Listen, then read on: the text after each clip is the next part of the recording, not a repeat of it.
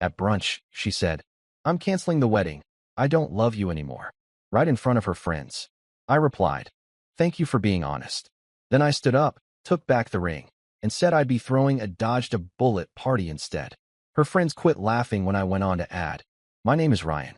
I am 34 years old, and I work as a financial analyst for a mid-sized logistics company in Chicago. My days are structured and predictable. Early train downtown, spreadsheets, risk assessments, back home by 6, gym 3 times a week. I like order. I like knowing where things stand." My fiancée, Melissa, is 31. We had been together for 3.5 years and engaged for 8 months. We did not live together yet by mutual decision. The wedding was scheduled for early fall. Deposits paid, guest list finalized, venue locked in. Most of the planning was done. Melissa works in brand marketing for a skincare company. She thrives in social settings. Brunches, girls' trips, constant group chats. She has a close circle of friends who have strong opinions about everything, especially relationships. I have met them many times. I would not call them subtle. The brunch in question was meant to be casual. Just the two of us meeting her 4 closest friends at a trendy spot downtown.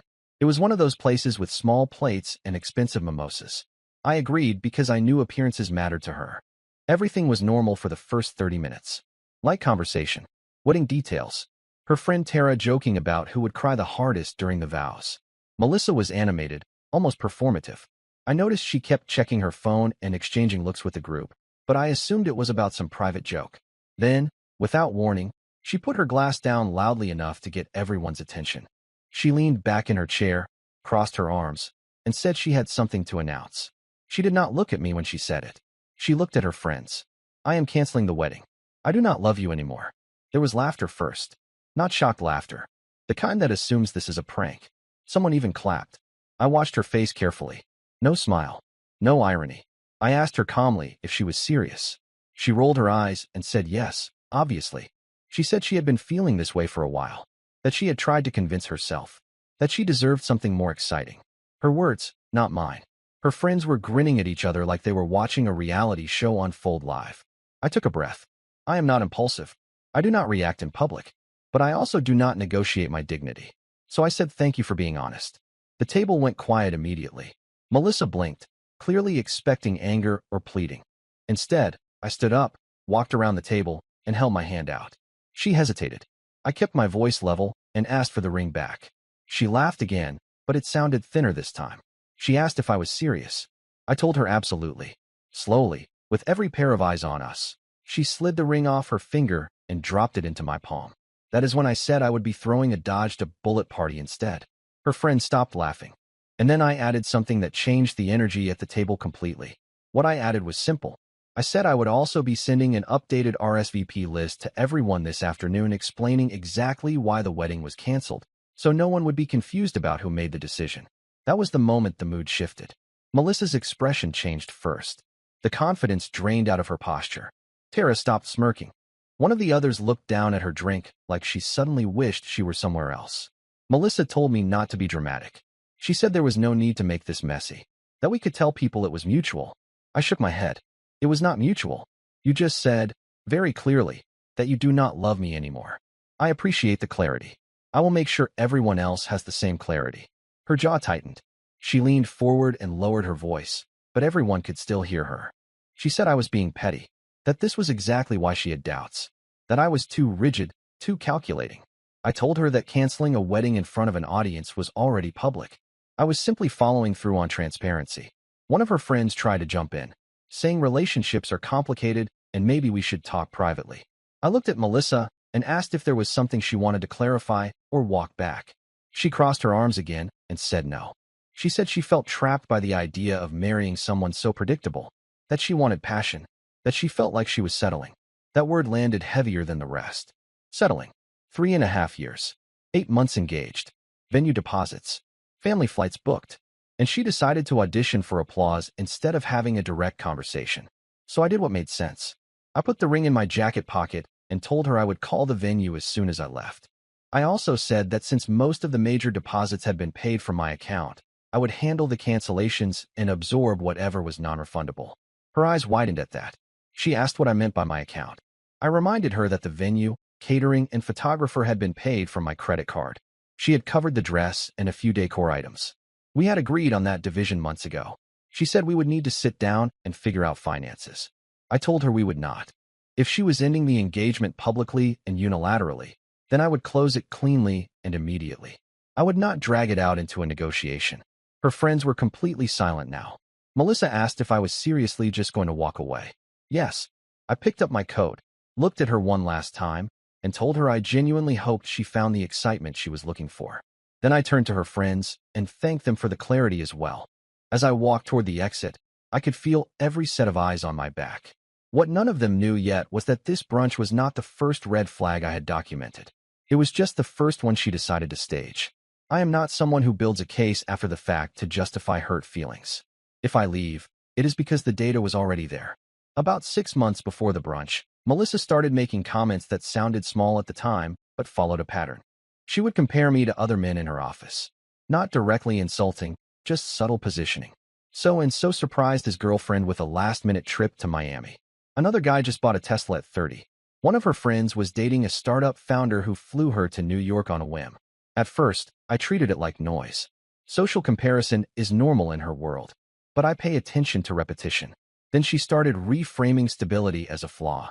"You are so safe," she would say. It sounds like a compliment until you hear it often enough. Safe became predictable. Predictable became boring. Boring became something she said while scrolling through Instagram reels about spontaneous love stories. I asked her once, directly, if she felt unhappy. She said no. She said she just wanted more spark. I asked what that meant in practical terms. She could not define it. That is when I started adjusting my expectations. I did not beg for reassurance. I did not overcompensate. I simply began separating finances further and delaying any additional wedding payments until closer to the date. I told her it was for budgeting reasons. It was actually for risk management. 2 months ago, I noticed something else. She became very invested in the narrative of being young and free. Her group chat themes shifted. More talk about trips without partners. Jokes about how marriage is the end of adventure. At one dinner with her friends, one of them said, "You are really locking it down with Ryan." And Melissa replied, "Maybe, unless I escape first." Everyone laughed. I did not. That night, I asked her privately if she was joking or testing the water. She told me I was too sensitive. I logged it mentally and moved on. So when she chose brunch as a stage, I was not shocked.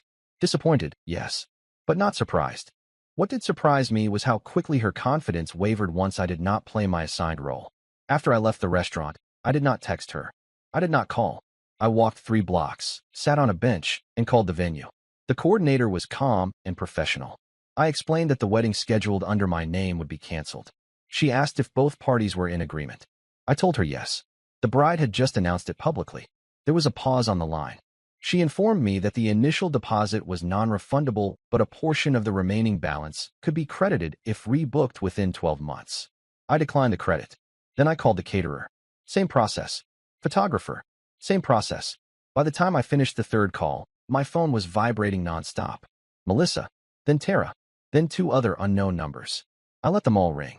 If someone chooses a public exit, they do not get a private debrief on my schedule. What I did next was not emotional. It was logistical, and it is the part that made her friends realize this was not a dramatic bluff. The logistical step was simple. I sent a single group email to both families. No emotional language. No blame. Just facts. I wrote that earlier that afternoon Melissa had informed me, in front of witnesses, that she did not love me and was canceling the wedding. As a result, I had formally notified all vendors and absorbed the non-refundable deposits. I thanked everyone for their support over the past months and wished them well. That was it. I did not attach screenshots. I did not editorialize. I did not speculate about her reasons. I stuck to what was verifiable.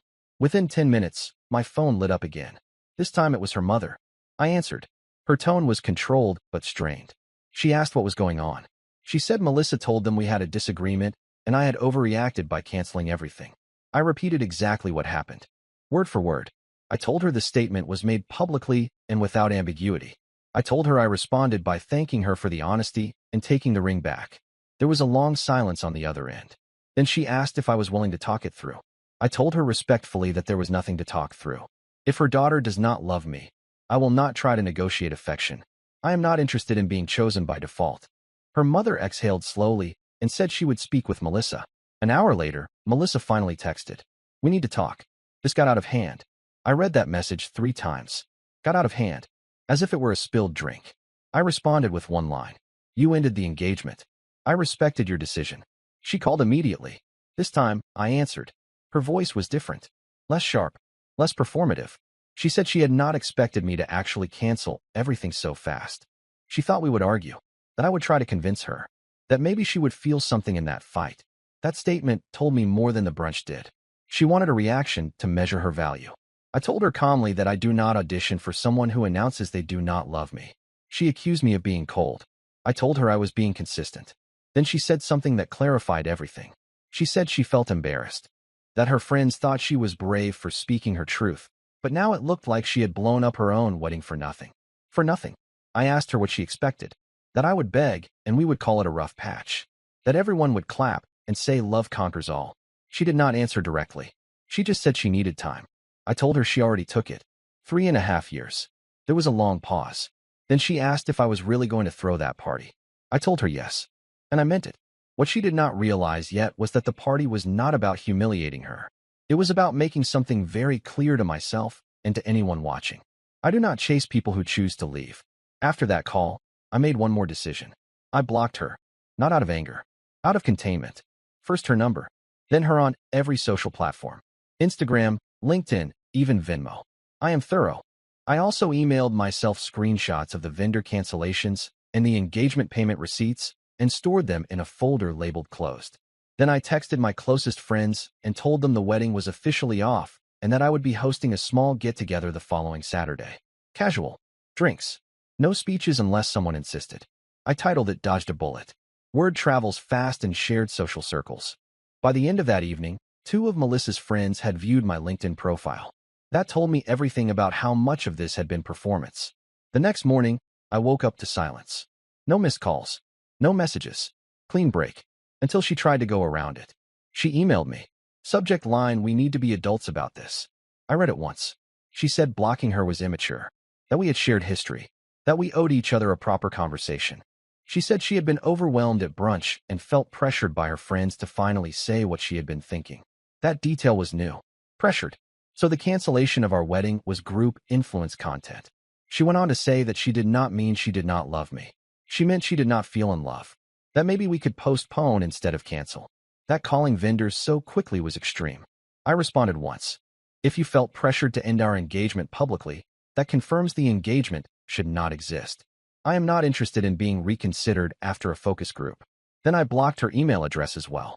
That afternoon, her friend Tara sent me a message from an unknown number telling me I was humiliating Melissa, that she had been emotional and I was punishing her. I did not respond. I blocked that number too. Here is what people misunderstand. Blocking is not about silencing someone. It is about refusing to participate in circular conversations. Melissa had made a definitive statement in a public forum. I accepted it immediately. There is nothing cruel about that. It is clean. By Friday, I heard through a mutual acquaintance that she was upset I had not chased her. That she felt disposable. That is when it fully clicked. She had expected drama. What she got was consequence. Saturday came quickly. My apartment was not full. I kept it small on purpose. 10 people. People who knew me outside of her orbit. At one point, someone asked if I was okay. I said yes. Because I was. What I did not tell them was that earlier that day, Melissa had shown up at my building. And that is where things escalated again. I live in a Madrid building with controlled entry. You need a fob for the front door, and the elevator requires resident access. Melissa had never been given a key or a fob. That was intentional. We were engaged, not merged. Around 2 in the afternoon, my phone buzzed with a call from the front desk. There is a Melissa here asking to be let up. I told them no. 5 minutes later, she texted from a new number. I just want to talk. This is insane. I did not respond. Then she sent another message. You are really going to hide in your apartment and throw a party about me? That phrasing was interesting. About me. The party was not about her. It was about a decision. But to her, the distinction did not exist. I stepped outside onto my balcony for a minute and saw her on the sidewalk below. Sunglasses on. Arms crossed. Looking up at the building like she expected a cinematic reunion. I stayed inside. 10 minutes later, my friend Daniel arrived early to help set up. I told him she was downstairs. He looked out the window and asked what I wanted to do. Nothing, I said. If someone ends an engagement publicly, They do not get a dramatic reconciliation scene in the street. Eventually, she left. An hour before the party started, she emailed me again from a different address. I made a mistake. I was scared. I thought if you fought for me, it would prove something. There it was. Proof. She had treated the engagement like a stress test. I replied once. If you need someone to fight for you after you publicly withdraw, you do not want a partner. You want validation. Then I blocked that address too. By 7, people were arriving. Nothing flashy. Pizza, beer, music low, conversation normal. No one mentioned her unless I did, which I did not. At one point, Daniel raised a glass and said to Clarity. Everyone echoed it. Clarity. Around 9, one of my friends showed me something on his phone. Melissa had posted an Instagram story. It was a black screen with text. Some people are incapable of vulnerability. Walking away does not make you strong. There were already supportive comments underneath from her circle. I did not react. Instead, I posted a single photo of our living room. Friends on the couch. Pizza boxes on the table. Caption. When someone tells you who they are, listen the first time. No tags. No names. Within 15 minutes, she viewed it. Then she tried calling again from another number. I let it ring. This was no longer about hurt feelings. It was about control, and she was realizing she did not have it anymore. By Sunday morning, I had 14 missed calls from numbers I did not recognize. That was enough. I do not enjoy escalation, but I also do not tolerate it. I drove to my carrier's retail store at 10:30 when they opened and requested a number change. It took 20 minutes. I updated my bank, work contacts, close friends, and two-factor authentication apps before noon. Then I deleted the old voicemail entirely. People underestimate how powerful a clean severance is. By early afternoon, my phone was quiet again. The kind of quiet that feels intentional. Around 3, Daniel texted me something interesting. Melissa had posted again. This time, it was a longer caption about growth and emotional unavailability. She wrote that some men are afraid of deep love and hide behind pride. That when challenged, they retreat instead of fighting. The comments were predictable. You deserve someone who chooses you. He will regret losing you. You were too good for him. What stood out was that she had disabled comments from anyone outside her approved circle. Controlled narrative. I considered responding publicly. It would have been easy to dismantle the logic, but that would have dragged me back into the performance. Instead, I did something quieter. I sent a short message to her father. I told him I had changed my number and would not be in further contact. I thanked him for welcoming me into their family over the past few years and wished him well. He replied within minutes. I am sorry this happened the way it did. You handled yourself with dignity. That was enough for me. The next morning, I spoke with my building management and added her name and photo to the do not grant entry list. Simple, administrative. Not because I was afraid, because I do not revisit closed files. 2 days later, something happened that shifted the tone again. One of her closest friends messaged Daniel privately, and what she said confirmed exactly why Brunch had unfolded the way it did. Daniel forwarded me the screenshot without commentary. It was from Tara. She wrote that Melissa was spiraling, that she had not expected me to take the ring back so calmly, that the brunch was supposed to be a wake-up call, a way to force me to react. Force me. According to Tara's message, Melissa had been complaining for weeks that I was too composed, too steady, that she never felt insecure in our relationship, that I did not chase or overreact when she pulled away. And apparently, in her circle, that translated to a lack of passion. So the brunch was staged as a pressure test. The idea was simple. Say something extreme. Trigger a fight. Gauge how hard I would fight to keep her. If I pushed back strongly enough, it would reassure her that I cared deeply. Instead, I thanked her. Tara admitted in the message that they had expected tears or at least raised voices.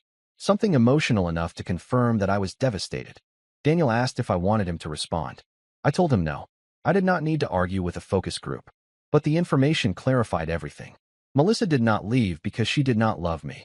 She left because I did not perform insecurity on command. Later that night, she tried one more tactic. She emailed my mother. My mother called me immediately, confused. Melissa had written that we were going through a misunderstanding and that I was shutting her out unfairly. She framed it as me abandoning the relationship over one heated moment. I explained exactly what happened. No embellishment. Just sequence. My mother was quiet for a second and then said something simple. A woman who ends an engagement in public does not get to call it a misunderstanding. That was the last external conversation I entertained about it. The following morning, I received a certified letter at my apartment. From Melissa. Inside was a handwritten note.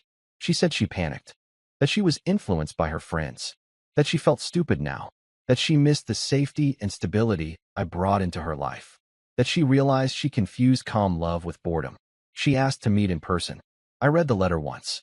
Then I folded it back into the envelope and put it in a drawer, not as a keepsake, as documentation, because the part that mattered was not that she regretted it. It was that she needed to lose it to understand it. And that is not how I build a marriage. By the end of that week, the narrative online had shifted slightly. Fewer inspirational quotes, fewer vague posts about strength. And then something happened that none of her friends saw coming, including her. 3 days after the letter arrived, Melissa showed up at my office. Security called up first. "There is a woman here asking for Ryan. Says it is personal." I asked if she had an appointment. "No." Then the answer was simple. "No." I told security to let her know I was unavailable and that she should not return without prior approval. 10 minutes later, Daniel texted me. She just posted again. I had blocked her everywhere, so I would not have seen it. He sent a screenshot. This time, it was not vague. She wrote that she had made a mistake, that she let outside voices influence her, that she misjudged someone who had always been steady and loyal. She said she hoped someday he would forgive her. No names, but everyone knew. The tone had changed. The earlier confidence was gone. The comments were different too. Less cheering, more confusion. A few people even asked what actually happened at brunch. When the story stops being entertaining, people start wanting facts. An hour later, Tara posted something defensive about how sometimes friends encourage honesty and it backfires. It read like damage control. I still did nothing. No post. No response. No indirect statement. Silence is underrated. That evening, my mother called me. Melissa had gone to their house. Not invited. Just showed up. She told my parents she was trying to fix a misunderstanding and that I was refusing to speak to her. My father listened quietly, then told her something I appreciated later. He said when a man takes a ring back calmly, it is not a misunderstanding. It is a decision. They did not invite her in. They did not call me during the conversation. They let her leave with exactly what she brought. Regret.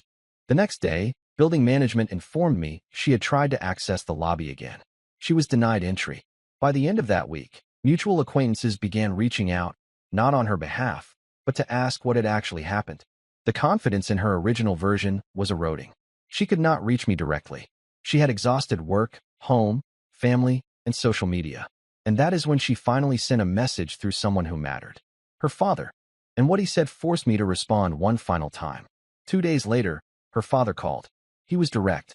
Melissa regretted how she handled brunch. She admitted she expected a dramatic reaction and did not think I would actually end it. He asked, respectfully, if I would meet her once for closure. I thanked him for the call. Then I said no. I explained that I do not rebuild with someone who withdraws commitment publicly to test my reaction. That dynamic would repeat. I would always be proving something. That is not a foundation. He said he understood. Before hanging up, he told me I had handled everything with integrity. That was the last conversation about it. A few days later, Melissa posted one final message. Daniel sent me a screenshot. Sometimes you lose something good because you wanted to see if you could. No comments enabled. No follow-up. After that, silence. The party ended up being simple. Friends. Food. Normal conversation. No spectacle. Someone asked if I was angry. I said no. She told me she did not love me. I believed her. When she tried to reverse it, the decision had already been made. The ring is still in my drawer. Not as a memory. As a reminder. If someone needs to threaten departure to measure your devotion, let them go. You do not chase someone who chooses to leave. You let them experience it. And you move forward.